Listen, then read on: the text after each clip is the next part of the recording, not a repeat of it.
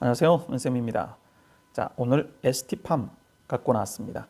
제가 한 넉 달 전에 좀 같이 봤던 그런 종목인데요. 그 당시가 아마 요 때쯤이었을 거예요. 그래서 많은 주주분들이 굉장히 힘들어갖고 제가 분석을 좀 해드렸던 어떤 그런 종목인데요. 그 이후에 굉장히 좋았었어요. 그렇죠? 그런데 다시 지금 긴축발, 우크라이나 전쟁 뭐 이런 모든 것 때문에 다시 조금 원점으로 좀 내려와 있는 상황인데요. 일단 회사에 대해서 어떤 회사인지 다시 한번 간략하게 좀 보고요. 그리고 저희들은 뭐 이런 기술적인 부분은 저는 솔직히 잘 모르고요. 일단 회사의 존재 자체가 좋은 회사인지 아닌지, 그리고 미래의 꿈을 담을 수 있는 회사인지 아닌지 그런 부분을 한번 같이 공부를 좀 해보겠습니다. 저번에도 제가 간략하게 설명을 좀 드렸었는데요. 그 백신 같은 부분, 백신 같은 부분을 만들어내는 방법에는요, 그게 DNA 방식, DNA 방식과 RNA 방식이 있습니다.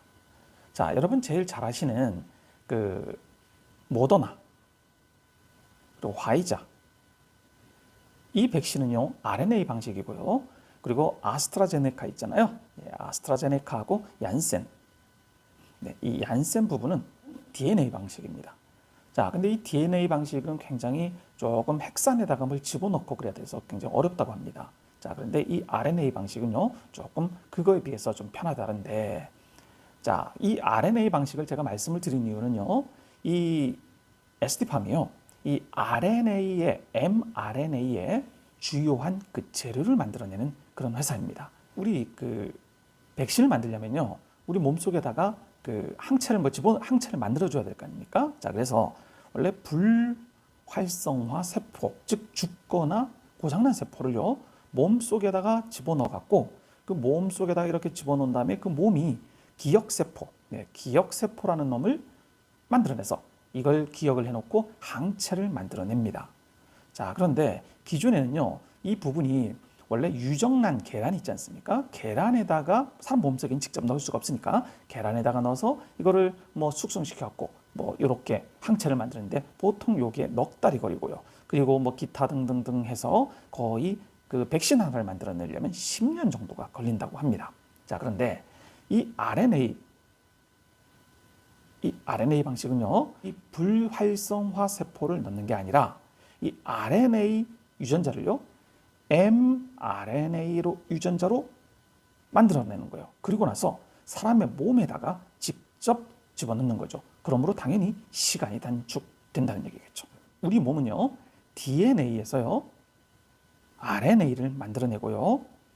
그리고 그 RNA에서 단백질을 만들어냅니다. 자, 그래서 이 우리 몸을 이렇게 뭐 움직이고 이렇게 하는 거거든요. 역시나 병도 똑같은 방법으로 이렇게 진행이 되는 거예요. 자, 그런데 기존의 그 약들은요, 이 단백질이 이 마지막 단계인 이 단백질의 병을 일으키는 그 과정에서 이 마지막 단백질에 딱 목표를 가지고 진행을 했던 거예요. 자, 그런데 이 RNA 방식은요, 이 단백질 자체를 생성이 되지 않게 만들어버리는, 즉 근본적인 치료제라는 거죠. 자, 그래서 쉽게 말해서요, 뭐 이거 어려운 부분이니까, 자, 기존 치료제는 수도꼭지가 있지 않습니까? 자, 수도꼭지에서 물을 딱 틀었을 때 물이 셀 거 아닙니까? 자, 그럼 그 센 거를 닦아내버리는 그런 방법이고요. 반면 이 RNA 방법은요, 아예 이 수도꼭지를요, 잠가버리는 그런 방식인 거죠. 자, 그래서 예전에는 이게 희귀 질환에만 사용이 되었는데요, 점점 더 만성질환 치료제로 적용 범위가 넓어지고 있습니다. 자, 그래서 이 RNA 방식으로 한 화이자와 모더나, 모더나는 90% 정도의 예방률을 갖고 있잖아요. 반면 DNA 방식은 그 70% 정도로 차이가 있다 이거겠죠. 자, 그러면 제가 이런 설명을 드린 이유는 뭐냐면요, 아까도 말씀드렸지만 이 RNA 방식, 뭐 정확하게는 mRNA 방식이겠죠. 이 mRNA 방식의 제일 중요한 그 기초 재료가 올리고 뉴클리어 타이드다. 자, 뭐 이런 용어의 그 재료입니다. 자, 쉽게 그냥 우린 올리고라고 줄이겠는데요. 자, 이게 무슨 오각형의 화학 물질인 뭐 뉴클레오타이드를요, 여러 개에서 뭐 수십 개 단위로 이렇게 합성이 된 거랍니다. 자, 그런데 자, 이 부분이 장점이 그럼 무엇이냐 이겁니다. 자, 첫 번째, 그 신속한 개발이라는 겁니다. 개발이 신속해진다. 즉 보통 전 임상 단계가 2년 이내라는 거예요. 두 번째는요. 단백질에 직접 작용하지 않으니까 내성이 없다는 겁니다. 예, 그리고 세 번째가요. 약물 지속성이 우수하다. 그래서 예를 들어서 그 고지혈증 치료제인 인클리시란이라는 게 있는데요. 자, 그거는 보통 연 2회, 연에 2회만 맞으면 되는데 기존의 거는요. 월 1회에서 2회 정도로 자주만 맞아줘야 된다는 거예요. 자, 이거 뭐 엄청난 차이 아니겠습니까? 자, 그리고 네 번째, 뭐니 해도 항체 대비 싼 약제비가 된다는 거예요. 즉 약제비가 싸다는 건 뭐 엄청난 거잖아요. 그렇죠? 자, 그리고 마지막으로 높은 성공 확률이라는 겁니다. 확률. 자, 이유는 아까 우리 DNA 방식은 핵산 안으로 직접 물질을 집어넣어야 되니까 굉장히 어렵고 성공 확률도 떨어지는데요. 이거는 그게 아니라 mRNA 방식을 그냥 만들어서 몸에 투여를 하기 때문에 성공률이 굉장히 좋아진다 이겁니다. 자, 그래서 이 ST팜 관계자가 그 인터뷰한 내용을 보면은 이런 말을 하더라고요. 자, 미래 향후의 백신 개발 국가는요. mRNA를 갖고 있는, 즉 mRNA 플랫폼을 갖고 있는 국가와 그렇지 않은 국가로 나뉠 것이다. 그래서 자신들은 이걸 국가 전략 기술의 어떤 그 확보를 가지겠다라는 어떤 그런 사명감으로 일을 하겠다라는 좀 뿌듯한 말씀도 하시더라고요. 자, 그러면 이 전 세계의 이 mRNA 시장이 지금 전 세계에 300조 정도가 되는데요.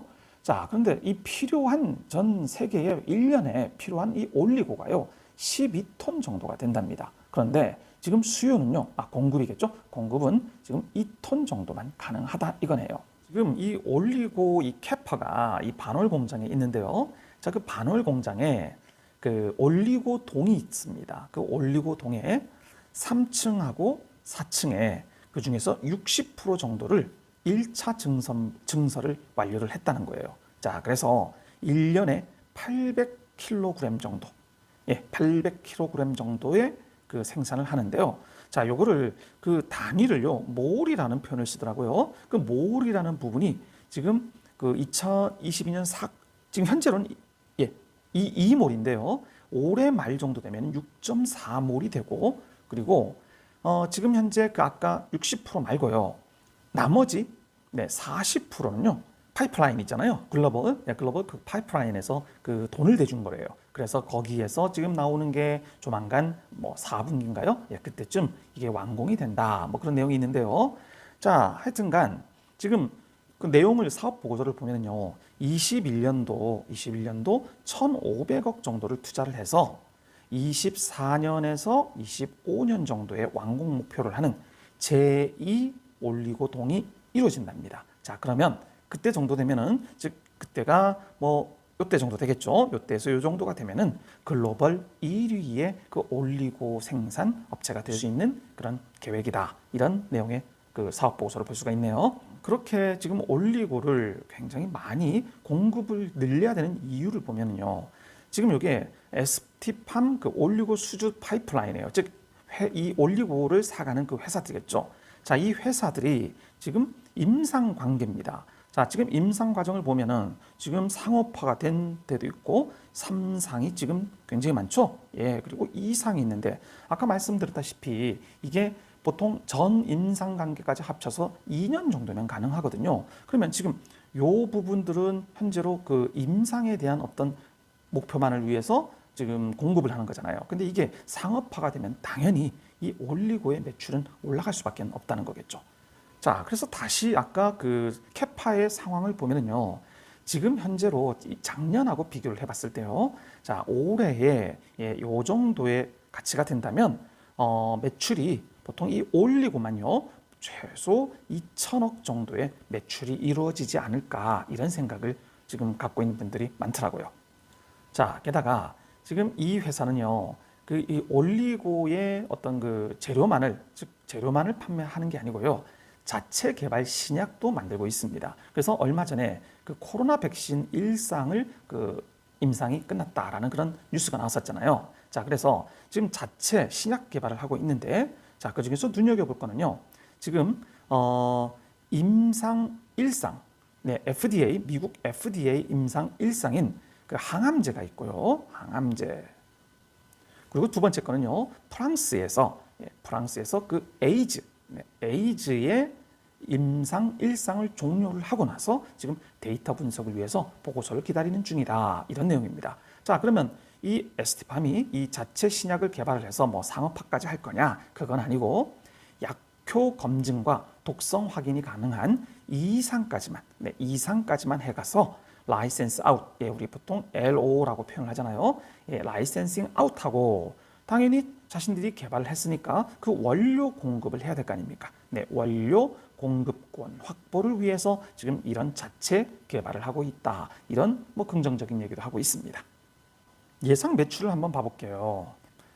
지금 이거는 미래에셋인데요. 미래에셋에서는 지금 22년도 올해 그 매출액을요 2,186억 그리고 영업이익이 121억이라고 4월 보고서에 그 얘기를 했고요.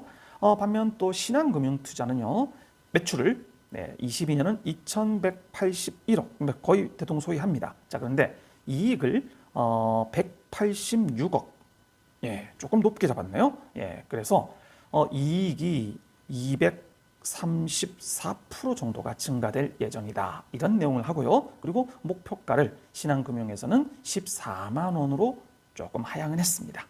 자, 그러면서 지금 이번 3월 달에 유럽 제약사와 800억짜리 공급 계약을 했고, 그리고 기존 123억짜리 그 계약을 225억 정도, 거의 90% 정도로 확대했다. 뭐 이런 내용까지 나오네요. 자, 그리고 특이한 게요. 작년 같은 경우에 영업이익이 56억, 네, 순이익, 당기순이익이 33억이었잖아요. 그런데 배당을 90억 정도, 네, 배당을 해준 거예요. 자, 번 돈보다 훨씬 더 배당을 많이 해줬다.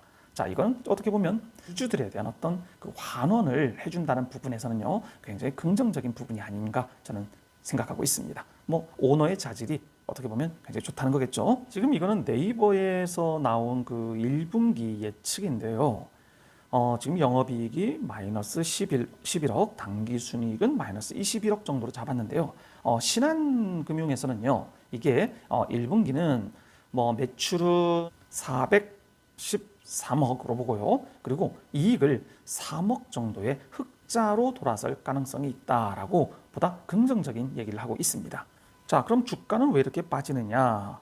뭐 여러 가지 이유가 있겠죠. 첫 번째는 뭐 전 세계의 유동성의 그 긴축 부분, 예, 그래서 이런 성장주에 대한 부정적인 어떤 그런 부분이 있겠죠.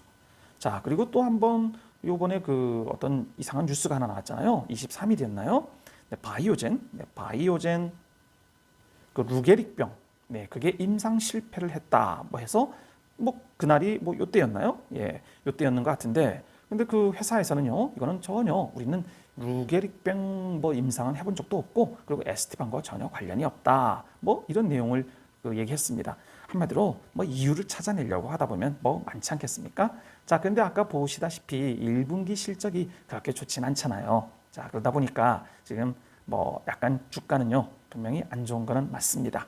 자, 게다가 지금 뭐 위드 코로나와 함께 이 백신 접종이 거의 끝나가고요. 그죠? 그리고 뭐 경구용 치료제도 뭐 나타나고 이러다 보니까 이 백신 개발에 대한 관심이 좀 줄어들다 보니까 투자 심리가 안 좋아진 게 아닌가. 게다가 노바티스라는 그 회사 있잖아요. 그 고지혈증 아까 만들었던, 예, 그 회사가 그 공장을 내재화할 수도 있다라는 소식으로요. 그래서 공급 증가가 좀 우려가 되는 그런 부분도 내용을 찾을 수가 있었습니다. 자, 그런데요, 월봉입니다. 월봉으로 보시면 지금 굉장히 많이 오른 주식이에요. 그렇죠? 자, 지금 뭐 많이 빠진 건 같지만 이렇게 21선을 바닥으로 잡고 꾸준하게 그래도 지속하는 회사이기 때문에 제가 보기에는요, 미래에 아까 그 관계자가 말씀했다시피 미래에는 mRNA 플랫폼을 가진 국가와 아닌 국가로 나눌 수가 있다. 어떤 그런 그 담대한 그런 발표도 있었고 굉장히 성장할 회사인 거는 맞는 것 같습니다. 많은 그 소액 투자자분들이 지금 이 주식을 매수한 것 같고요. 그다음에 이 회사 자체가 그 동아 홀딩스인가요? 네, 그 정확하게 동아 소시오 홀딩스죠. 네, 그 바카스 만드는 회사 거기에 32.4% 정도를 갖고 있는데 뭐 회사도 탄탄하고요. 그리고 그 부채 비율도 굉장히 뭐 적은 그래서 유보율이 3,300인가요? 네, 3,300% 정도가 되는 정말 탄탄한 그런 자금력을 갖고 있는 회사인 것 같아서요.